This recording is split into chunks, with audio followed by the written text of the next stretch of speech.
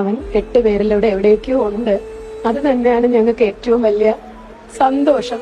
മരണത്തിന് ശേഷം 8 പേർക്ക് പുതുജീവൻ നൽകി തിരുവനന്തപുരം കാട്ടാക്കട സ്വദേശിയായ ജയിൽ വകുപ്പ് ഉദ്യോഗസ്ഥൻ. മസ്തിഷ്ക മരണം സംഭവിച്ച പൂജപ്പുര സെൻട്രൽ ജയിലിലെ അസിസ്റ്റന്റ് ഓഫീസർ AR അനീഷിന്റെ അവയവങ്ങളാണ് ദാനം ചെയ്തത്. കോട്ടയം മെഡിക്കൽ കോളേജ് ആശുപത്രിയിൽ അനീഷിനോടുള്ള ആദരസൂചകമായി സെറിമോണിയിൽ വാക്ക് നടന്നു. 38ാമത്തെ വയസ്സിലാണ് AR അനീഷിന്റെ അപ്രതീക്ഷിത വിയോഗം.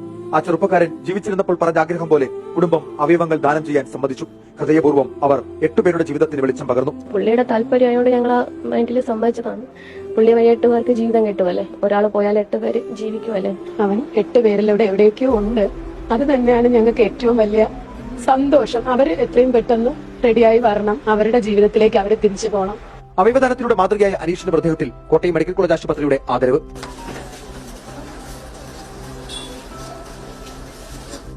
അനീഷിന്റെ വൃക്കയും ഹൃദയവും ശ്വാസകോശവും നേത്രപടലങ്ങളും കൈകളുമാണ് ദാനം ചെയ്തത്.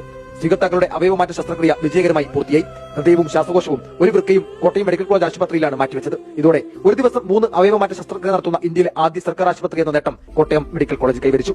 ഒരു വൃക്ക കൊച്ചി മെഡിക്കൽ ട്രസ്റ്റ് ആശുപത്രിയിലും 2 കൈകൾ അമൃത ആശുപത്രിയിലുമാണ് ശസ്ത്രക്രിയ നടത്തിയത്.